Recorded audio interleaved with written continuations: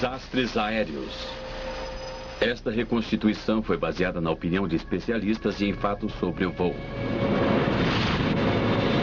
Noite de 24 de agosto de 2001. Um Airbus A330 com 306 passageiros a bordo e com sua capacidade total ficou sem combustível a meio caminho de seu destino sobre o Atlântico.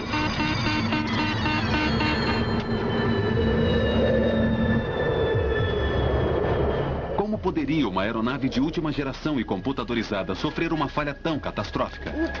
Mayday, Mayday, Mayday. Perdemos os 2 motores por falta de combustível. Estamos planando agora.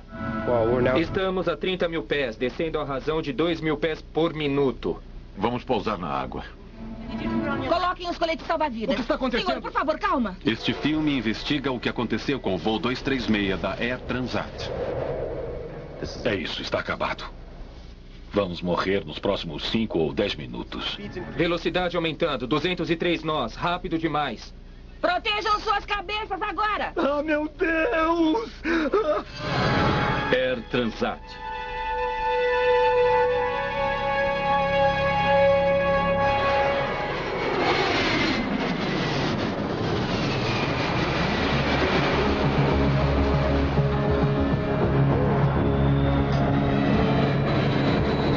De agosto de 2001, o aeroporto internacional de Toronto está movimentado.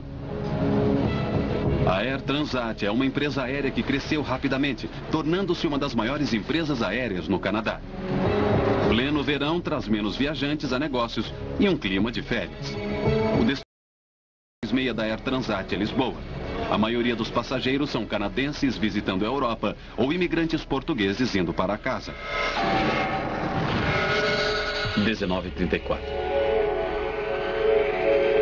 O avião, um Airbus A330 com 2 motores, está sendo pilotado por um jovem copiloto, Dirk de Jager, e um experiente capitão, Robert Pichet. O capitão Robert Pichet é alguém um tanto fora do comum. O capitão Robert Pichet ganhou suas insígnias quando aprendeu a voar no norte, nas províncias de Quebec, onde as condições geralmente são muito severas.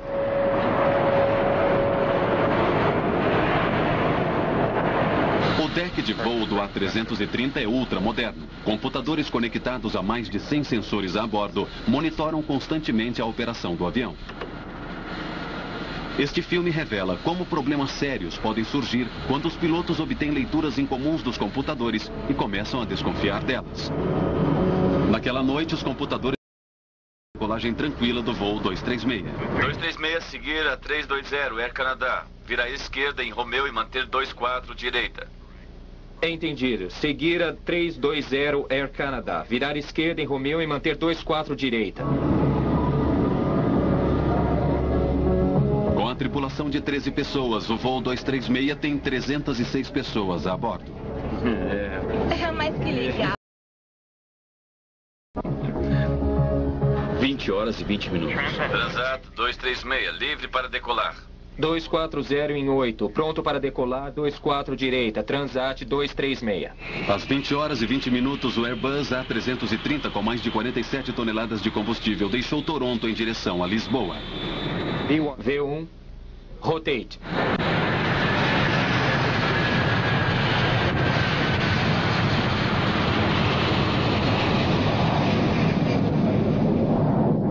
A previsão do tempo para a travessia do Atlântico é boa. Tudo corre tranquilamente no deck de voo, com exceção de um pequeno ajuste na rota. Para evitar congestionamento, o controle aéreo direciona o voo 96 quilômetros ao sul de sua rota original. É uma alteração mínima, mas terá um papel crucial mais tarde. Os passageiros se acomodam para a longa travessia.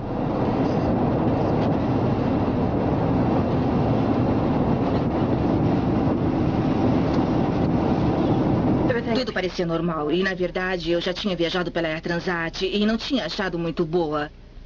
Fiquei surpresa pela qualidade do voo, que estava no horário, o avião era mais novo e achamos que, no geral, estava muito melhor do que esperávamos. Estamos passando para a nossa próxima checklist. A cada tripulação checa sua posição e seu consumo de combustível comparando-os a seu plano de voo. 11,2 toneladas à direita, 11,2 toneladas à esquerda. Apesar de sistemas computadorizados, alguns procedimentos como a verificação do combustível a bordo precisam ser feitos manualmente. Comparando-se a quantidade de combustível nos tanques com a quantidade com a qual começaram, os pilotos podem ficar de olho em seu consumo de combustível. Checagem de combustível completada. Nível normal para a distância percorrida. Certo. Durante as primeiras 5 horas, tudo é rotina. A tripulação do voo, a Air Transat e investigadores do acidente, todos se negaram a dar entrevistas a respeito do que ocorreu em seguida. Este filme utiliza fatos conhecidos sobre os procedimentos de emergência padrão de voo, além da opinião de especialistas para a reconstrução do que ocorreu no voo 236. Veja, estamos recebendo um sinal de alerta. Temperatura do óleo baixa e pressão do óleo alta no número 2. Este alerta é o primeiro estágio da crise. A pressão do óleo está normal no número 1. E ligeiramente alta no número 2. O display do computador revela que a temperatura do óleo está baixa no motor número 2. Entretanto, a temperatura do óleo está alta. Era uma leitura bastante incomum. Os pilotos estão confusos. Não consigo achar nada aqui. Vou olhar no FCOM. Tá bom. Uma indicação de baixa temperatura do óleo é normalmente indicação de leitura incorreta, sensores ruins. As temperaturas de óleo não caem. Normalmente elas aumentam. Uma temperatura baixa de óleo não seria motivo de preocupação. A alta pressão do óleo é uma indicação bastante estranha. É rara. Na verdade, eu nunca soube de uma. É apenas indicativo da contaminação, normalmente, do óleo com combustível. Não é algo explicado nos manuais. Chama a empresa. A tripulação entra em contato com o grupo de manutenção em Montreal. Transat 236 para manutenção Mirabel. Mirabel Transat 236, diga. Manutenção Transat Mirabel. Estamos recebendo o alerta baixa temperatura do óleo e pressão do óleo alta no ECAM para o motor número 2. Não achei nada no FCOM. Você pode nos ajudar? Vou verificar o manual. A tripulação em terra não tem uma solução imediata. Os pilotos precisam resolver o problema sozinhos. Eles podem ter dado algum conselho sobre como resolver o problema, para ver se isso ajudaria. Mas, em última análise, os pilotos estão lá sozinhos. Eles podem até conseguir conselhos de alguém a quilômetros de distância, mas não podem resolver os problemas. Continuem monitorando seus níveis de combustível e vejam o que acontece. Mas uma vez que as leituras de óleo estão tão incomuns, os pilotos acreditam que isso possa indicar um erro do computador. A tripulação continua monitorando os níveis de óleo. O Air Transat 236 continua na rota.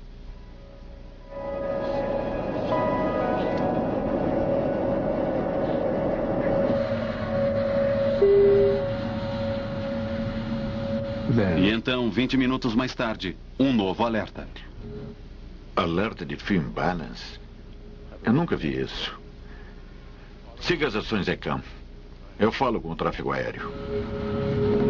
No Airbus 330, a maior parte do combustível fica em grandes tanques nas asas. O computador agora detectou que o nível de combustível na direita está significativamente menor do que o nível na esquerda.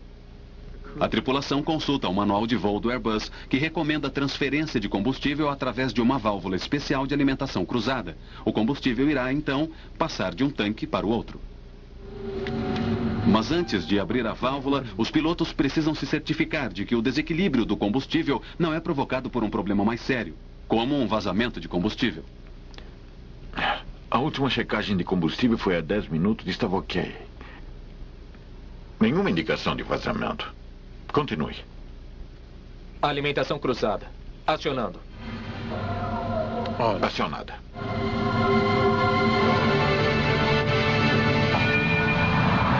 Uma vez iniciada a alimentação para corrigir o desequilíbrio de combustível, uma ação restauradora deve começar muito rapidamente. Em outras palavras, a situação não pode continuar piorando. Ela se estabilizaria imediatamente e então começaria a autocorreção. Mas a situação não fica melhor. Sem que os pilotos saibam, há um grande vazamento de combustível no motor número 2 do lado direito do avião.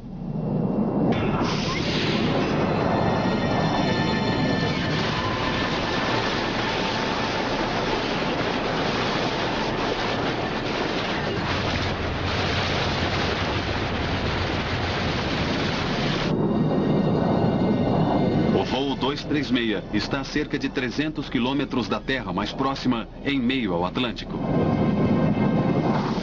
1.000 metros acima do Atlântico, a 300 quilômetros de distância, o voo 236 da Air Transat está em dificuldades.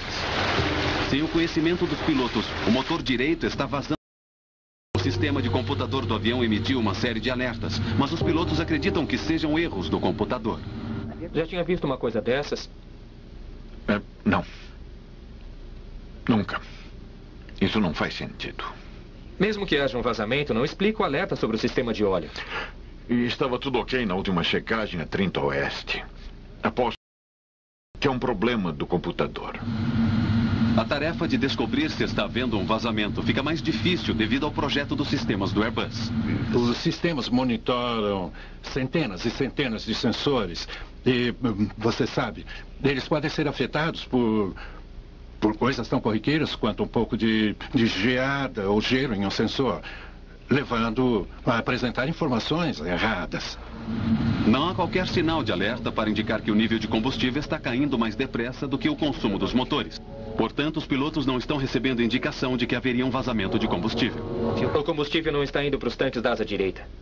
E a quantidade de combustível? Está muito baixa, espere.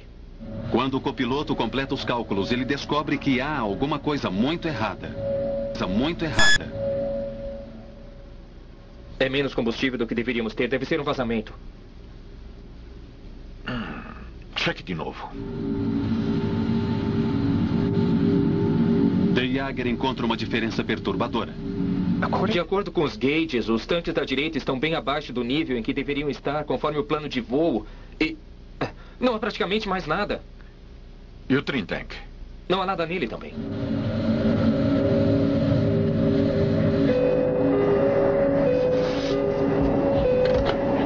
Sim? Alô, aqui é o primeiro oficial. Pode vir à cabine, por favor? Certo. Embora o capitão Vichet ainda acredite que esteja lidando com um problema do computador, ele, no entanto, decide pedir uma verificação visual apenas para confirmar se há um vazamento de combustível. Capitão? Será que você e a Karen podem pegar umas lanternas e ir até as janelas? Vejam se conseguem enxergar alguma coisa saindo das asas. Parecerá uma névoa ou um fluxo e avisem imediatamente. Certo. Dirk, quero uma outra checagem completa no combustível.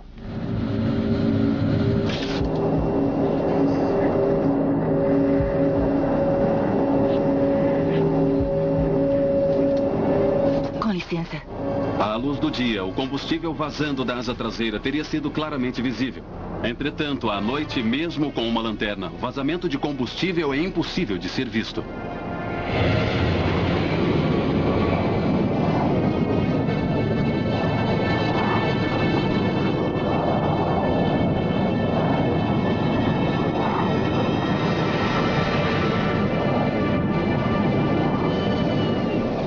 A tripulação, evidentemente, percebeu que a situação não estava melhorando. E, naquele momento em que as circunstâncias estavam ficando mais sérias, acredito que deve ter havido alguma argumentação entre os dois. As medidas a serem tomadas em seguida. Se o computador estiver correto, com a quantidade de combustível restante, o Airbus não será mais capaz de chegar a Lisboa. O capitão Piché é forçado a desviar o voo. Temos que voltar. Veja com o controle marítimo qual aeroporto mais próximo. Transat 236, controle de Santa Maria. Pode nos informar campo de pouso mais próximo? Temos possível problema com combustível.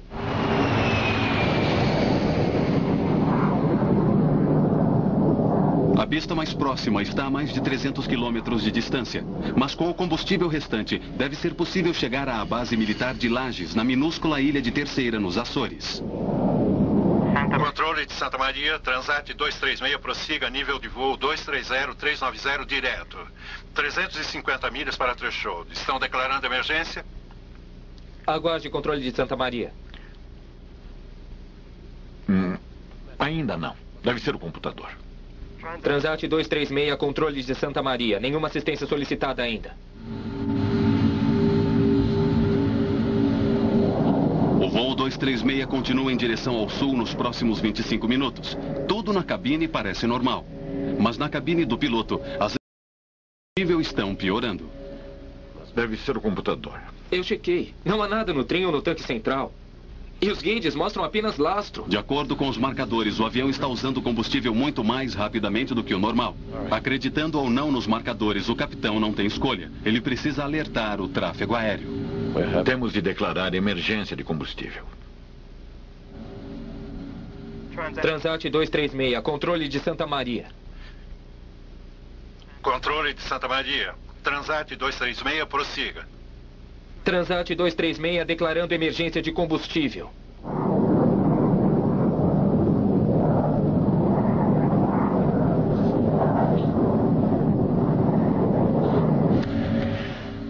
Espero realmente que seja um problema no computador. Porque se aterrissarmos nos Açores com o tanque do avião pela metade, seremos crucificados.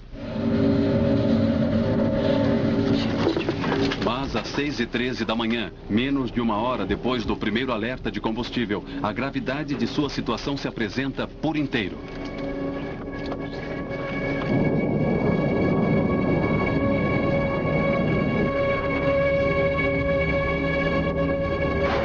O motor do lado direito fica sem combustível e para de funcionar. Estamos perdendo o motor número 2. Eu não acredito. Vamos lá, impulso máximo no número 1. O que foi isso? O que está acontecendo? As luzes começaram a piscar, o que eu achei muito esquisito, estranho. Com um motor, o Airbus não voará a 13.000 metros. Eles precisam descer rapidamente. Tente transferir combustível do tanque central e do trim tank. Transferindo.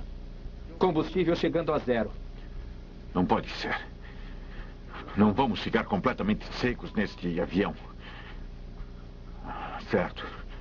Não podemos ficar a 13.000 metros com apenas um motor. Olhe, vamos descer até 11.000 metros para controlar nossa velocidade. 236 para a Torre de Lajes.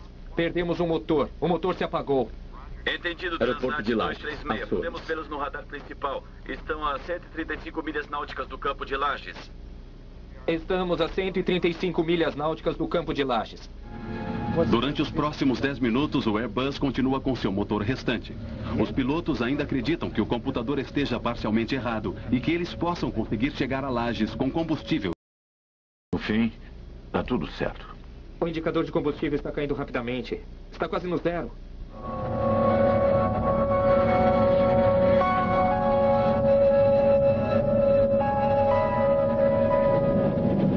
No entanto, 13 minutos após o motor direito ter parado e com ainda 157 quilômetros pela frente, o motor esquerdo começa a falhar.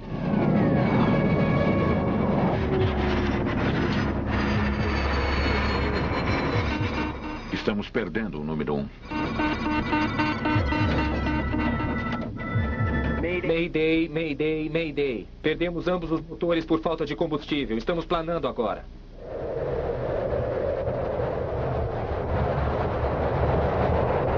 Uma das aeronaves mais sofisticadas da era moderna, levando 306 passageiros e tripulação, é agora nada mais que um gigantesco planador, derivando para baixo em direção ao oceano.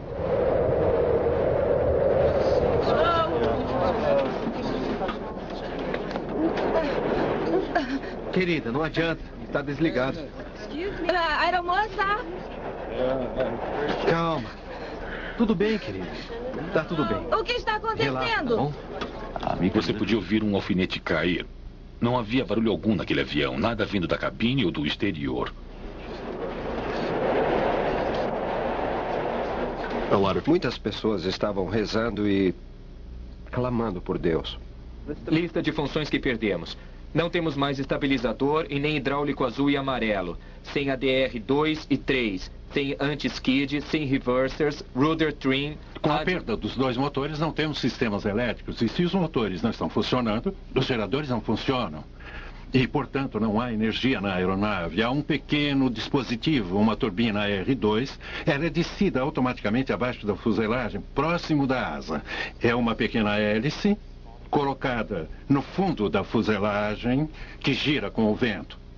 E aquela pequena hélice irá fornecer sistemas elétricos e hidráulicos limitados para a aeronave funcionar. Ou seja, embora seja um planador, ao menos é um planador. Calcule até onde podemos ir usando o nosso ângulo de planagem. Estamos a 1000 metros, a taxa de descida de 660 metros por minuto. Acho que podemos aguentar por 14 ou 15 minutos. Eu não quero morrer na minha lua de mel. Calma, querida. Eu só tentava acalmá-la, dizendo que daria tudo certo. É muito difícil ficar calma quando você está achando que vai morrer.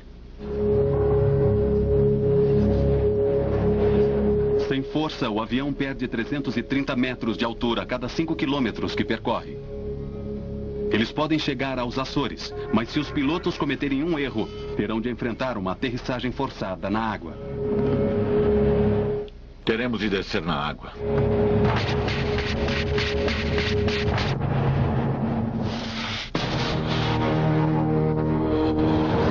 O voo 236 da Air Transat é agora levado sem combustível sobre o Atlântico. Embora seus cálculos iniciais mostrem que eles talvez consigam chegar a Lajes, o capitão Piché precisa agora seguir o procedimento padrão de emergência para um jato de passageiros sobre a água. Prepare a cabine. Certo. A cabine está despressurizando. Precisamos colocar nossas máscaras de oxigênio. A perda de força significa que a cabine logo se despressurizará.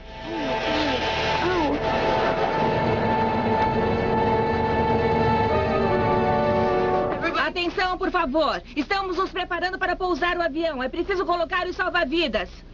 Muita calma. Dentro de, eu diria, 2 minutos, eu vi as comissárias com salva-vidas nas mãos correndo pelos corredores.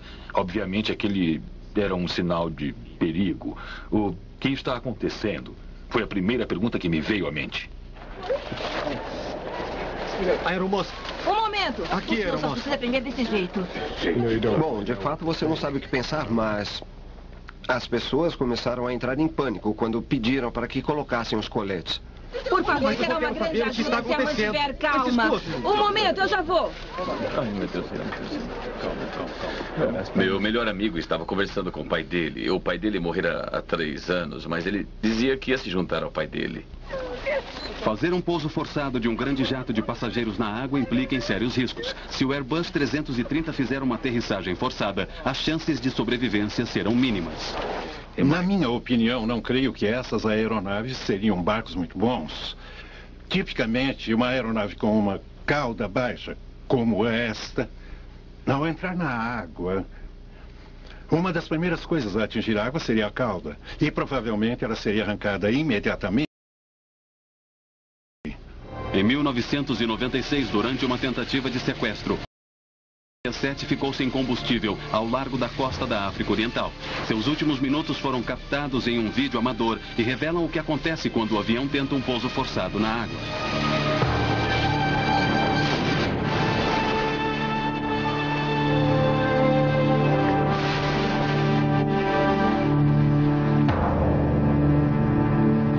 Pessoas a bordo do jato da Ethiopian Airways, somente 50 sobreviveram.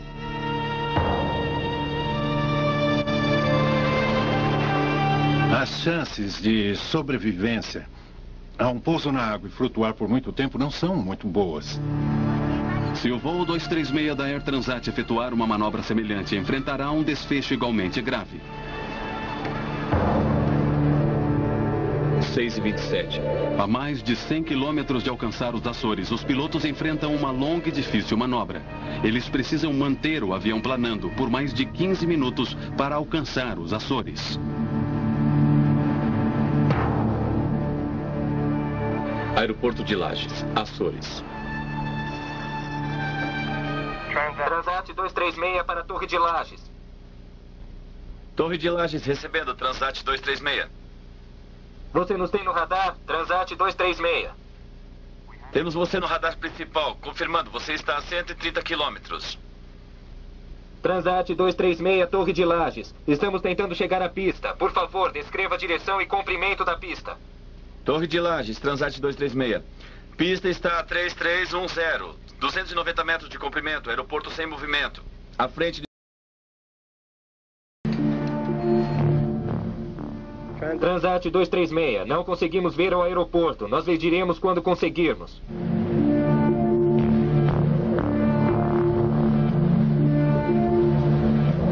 À medida que passam os minutos, a longa espera para aqueles a bordo é agoniante. É isso. Está acabado. Eu vou morrer nos próximos 5 ou 10 minutos.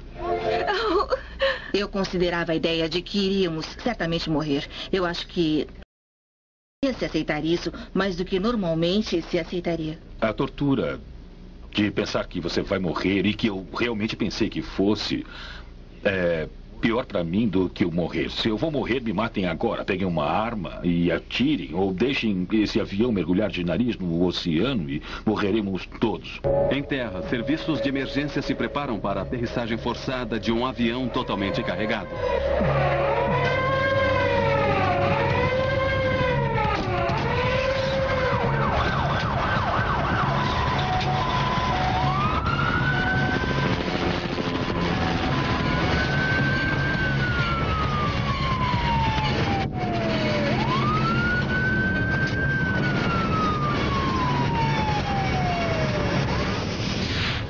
Com 20 quilômetros para chegar, a tripulação agora se prepara para a mais perigosa parte da operação. Colocar seu avião na pista inteiro. Transat 236 para a Torre de Lages. Você tem nossa distância de threshold e o tempo? Entendido, voo 236. Você está a 8 milhas de acordo com o radar principal. Velocidade do ar 280 nós, de acordo com nossas leituras. Visibilidade plena. Você deve ver o aeroporto. Negativo, Torre de Lages. Até agora não conseguimos ver a pista.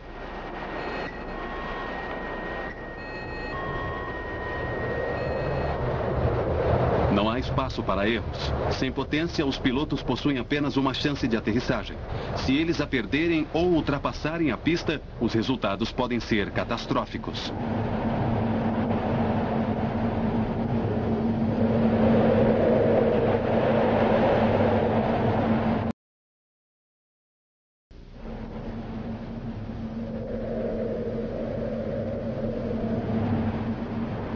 Velocidade mínima 440 nós. Velocidade máxima para Gravity Gear 200 nós. Até o último minuto não vamos baixar o trem de pouso. Certo. A tripulação luta para perder altura e velocidade para a aterrissagem. Roger. Entendido, Laje, 6 milhas náuticas. Vamos abrir os slides. Vai desacelerar um pouco. Slides em posição e travados. Ao se aproximarem da pista, sua velocidade aumenta perigosamente. Se forem rápido demais, eles podem sair da pista. O trem de pouso. Esperem. Velocidade indo para menos de 200. Tudo bem. Eu estabilizo a velocidade. Pode me dar a velocidade de pouso, por favor? Sem motores, sem flaps. Velocidade ideal de aproximação é de 170 nós. Está muito rápido. Sim. Mas a pista é bastante longa.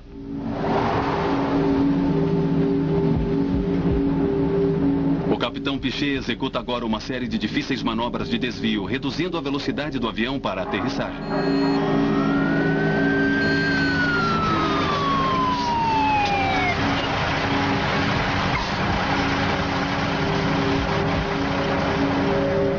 O avião estava num ângulo de quase 45 graus. Eu pensei que fôssemos virar e mergulhar direto de nariz. O avião estava circulando a ilha para diminuir a velocidade.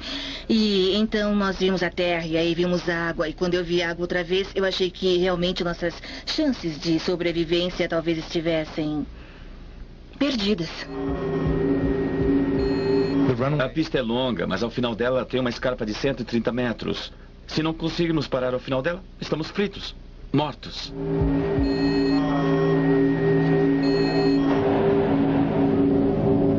A tripulação alinha o Airbus gigante para a aproximação final. Trem de pouso abaixado e travado. 3 verde. Sem flaps. Apenas os freios de emergência. Sem spoilers. Sem reverse thrust. 1.300 metros. 195 nós.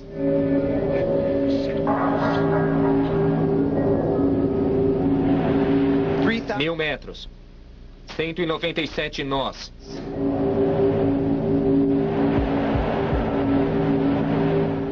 670 metros. 200 nós. Alerte a cabine. Atenção, tripulação. Vamos aterrissar. Por favor, aperte o seu cinto. Vamos, aperte o seu cinto. Protejam as suas cabeças, por favor. Oh, meu Deus. Velocidade vertical de 100 mpm. Estamos indo rápido demais. E a velocidade está aumentando. 203 nós agora. Está rápido demais. 330 metros. 201 nós. Vou manter o nariz para cima. Vamos chegar rápido. Mas mesmo se a tripulação conseguir colocar o Airbus na pista, eles enfrentam ainda um problema. Sem os motores, os procedimentos normais de freagem estão limitados. O perigo está longe de ter acabado.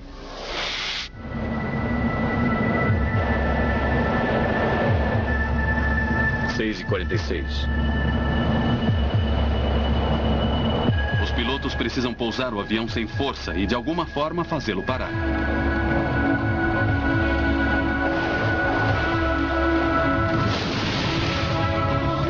Atenção todos, protejam suas cabeças.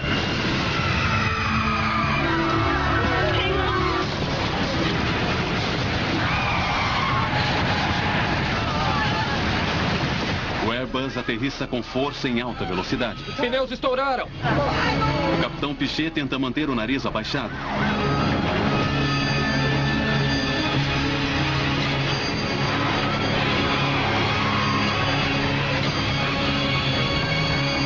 Ai, meu Deus!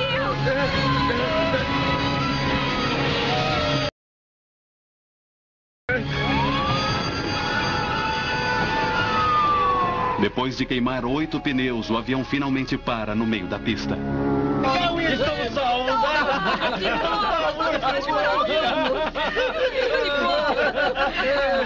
Que beleza! Atenção todos, vamos sair do avião agora! Vamos todos, vamos para fora do avião, por favor! Eu sabia que conseguiria.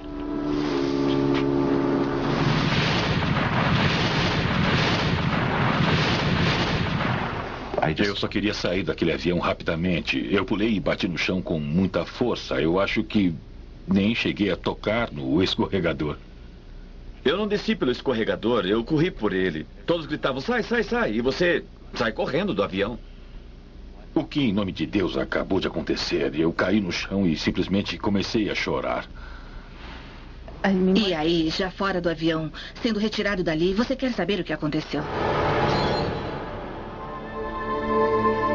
Piché e de Jager pilotaram seu Airbus em potência por mais tempo do que qualquer outro jato de passageiros na história. À medida que as notícias sobre o seu notável feito se espalharam mundo afora, eles se descobrem heróis.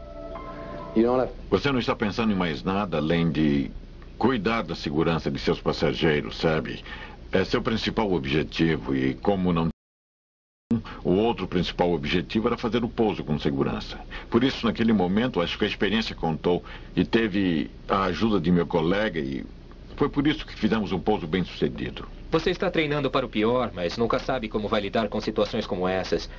E mais tarde, refletindo, acho que lidamos da forma mais profissional e da melhor maneira possível. Foi um sentimento de gratidão ao ver que todos os passageiros estavam bem. Quando surgem essas situações, você nunca sabe o que vai acontecer. Quer dizer, você começa a não acreditar. Ou seja, não faz sentido que um grande jato com 2 motores fique sem potência com 300 pessoas a bordo. Entretanto, embora a história divulgada tenha sido de sucesso, perguntas perturbadoras persistiam. Como uma aeronave tão sofisticada ficou sem combustível? O que exatamente aconteceu com o voo 236? Investigação GPIAA. Longe das câmeras, uma investigação do acidente é iniciada imediatamente pelas autoridades de transporte portuguesas, canadenses e francesas. Verificações iniciais rapidamente confirmaram que todos os tanques de combustível do Airbus estavam de fato vazios. Mas para perder mais de 17 toneladas de combustível em um período de tempo tão curto, significava que eles haviam tido um vazamento maior. A pergunta era, onde? Engenheiros examinaram sistemas de combustível procurando por falhas nos tanques e nos canos de combustível. Não demorou muito e encontraram o que estavam procurando, bem atrás do motor direito. Nesse caso em particular, você tinha um tubo hidráulico relativamente pequeno em comparação com o tubo de combustível maior. E o tubo hidráulico, devido possivelmente a pulsações no sistema hidráulico, estava se desgastando contra o tubo maior. E, finalmente, o tubo maior teve um vazamento. E o vazamento, não o vazamento em si, mas o buraco, possivelmente, levou a uma fratura do tubo, deixando aquela quantidade enorme de combustível vazar do avião. Investigadores começaram a verificar os registros de manutenção da Air Transat. Eles deixando aquela quantidade enorme de combustível vazar do avião. Investigadores começaram a verificar os registros de manutenção da Air Transat. Eles descobriram que em 19 de agosto, 5 dias antes do voo, a Air Transat havia removido o motor direito para manutenção e instalado uma peça de reposição enviada pela Rolls-Royce. Mas, ao analisarem os registros de conserto para o motor, eles descobriram um terrível erro. Esse não era um caso de problema de design, mas de falha de manutenção. A Rolls-Royce havia fornecido o motor sem o conjunto de bomba hidráulica. Para resolver isso, os mecânicos da Transat usaram as peças de um antigo motor. Entretanto, ela não se encaixara adequadamente e os canos haviam se friccionado durante 5 dias. Até que no meio do caminho, sobre o Atlântico, um deles se rompeu. Os motores foram entregues sem esses 2 tubos e um suporte. O objetivo daquele suporte era manter o espaço livre. Portanto, se eles tiraram o suporte do motor antigo e o colocaram no motor novo, aqueles tubos iriam ficar presos juntos e poderiam provavelmente se desgastar. Ao interrogarem os mecânicos da Air Transat, os investigadores encontraram evidências ainda mais perturbadoras de negligência. O mecânico-chefe testemunhou ter se preocupado sobre a substituição de outro conjunto hidráulico. 5 dias antes do acidente, ele apresentou sua preocupação a seus superiores. A empresa decidiu que a aeronave precisava voltar ao serviço e não poderia esperar pela peça que faltava. Ele deveria prosseguir com a substituição. As partes de substituição se distinguiam das corretas apenas por alguns poucos milímetros, mas foi uma diferença que quase custou a vida de 306 pessoas.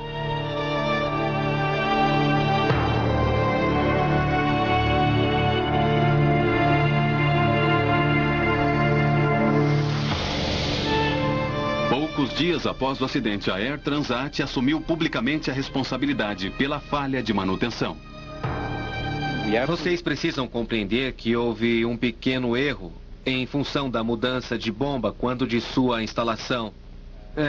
Mas quando alguns tubos foram necessários para a conexão à bomba, houve incompatibilidade. A consequência imediata para a Air Transat naquele acontecimento foi que eles tiveram que pagar uma multa de $250 milhão, a mais alta até então no Canadá, por um erro que poderia ter sido evitado. Como uma pessoa que deveria ser qualificada para o seu trabalho pôde colocar uma peça errada num motor, arriscando a vida de 300 pessoas, eu não entendo. Esse incidente é um lembrete bastante forte de que a regulamentação e segurança são importantes e que suas vidas serão perdidas na falta dessas 2 coisas. E são vidas de verdade, não se trata de um número imaginário de 300 pessoas. São pessoas de verdade que sofrem como todos nós. E se não tivéssemos sido nós sofrendo, teriam sido nossas famílias. Esse não é o fim da história. Investigadores voltavam agora sua atenção para a cabine em si.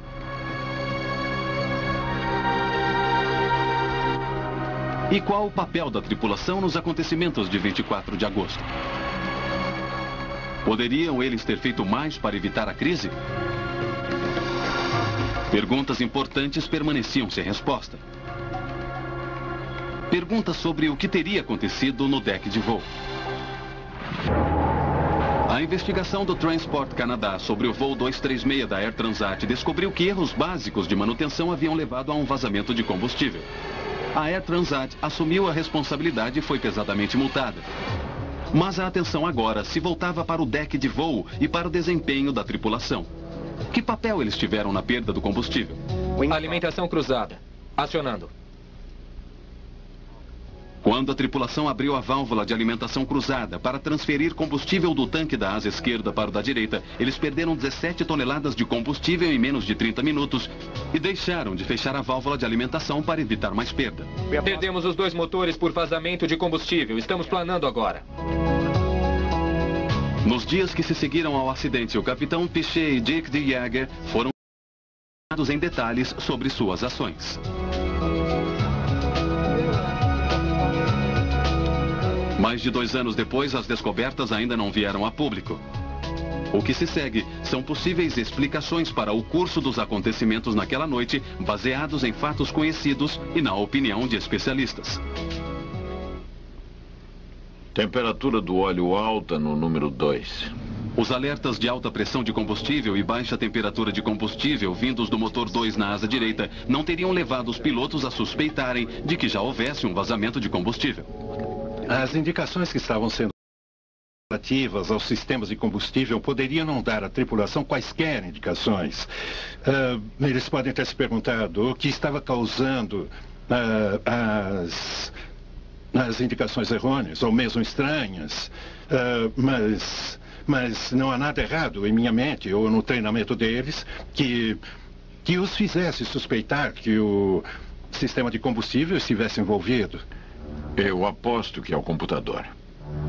Mas embora os pilotos pensassem ter um erro de computador, os alarmes sobre combustível estavam, na verdade, corretos e eram a primeira indicação de um problema muito mais sério. Alerta de fuel imbalance. Eu nunca vi isso. Quando o alerta foi emitido 20 minutos depois, mostrando menos combustível na asa direita do que na esquerda, isso parecia desvinculado dos alarmes sobre combustível. Isso poderia ter reforçado a ideia de que o capitão Piché estivesse enfrentando uma série de erros do computador. Não execute esse procedimento sob suspeita de vazamento de combustível. Apesar das dúvidas, o capitão Piché foi obrigado a seguir os procedimentos da Airbus para corrigir o problema, abrindo a válvula de alimentação. Alimentação cruzada. Acionando.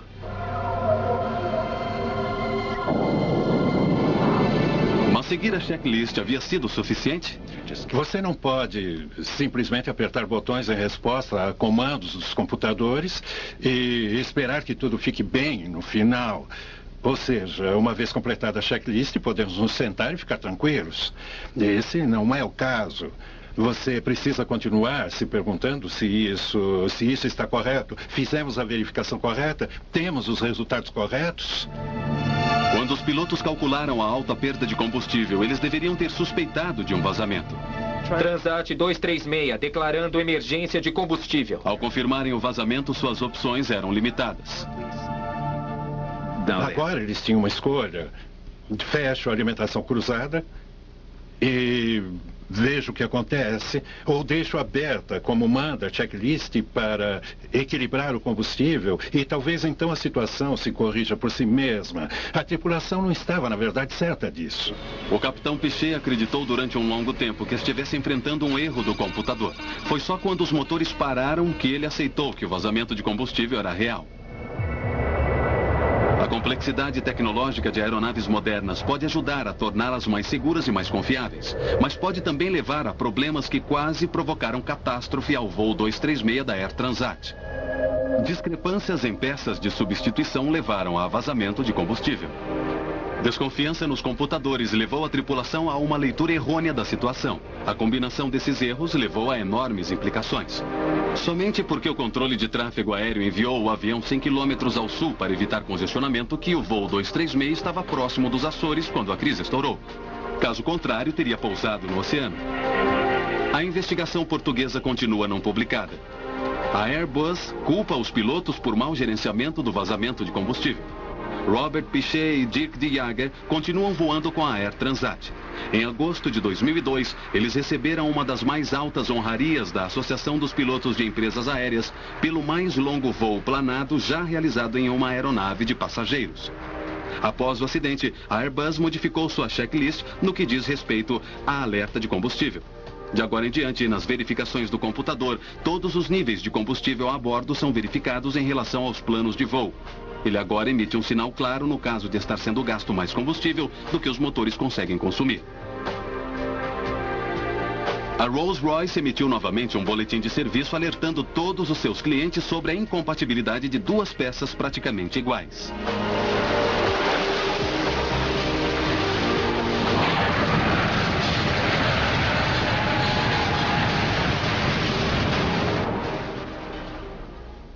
Seja quais forem as circunstâncias, a pressão sob a qual ele estava era tremenda.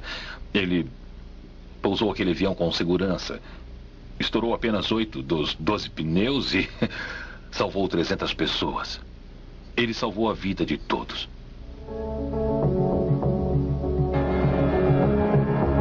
O Capitão Piché salvou as nossas vidas e se ele cometeu ou não um erro, ou se havia uma falha no computador, na verdade não importa porque estamos vivos.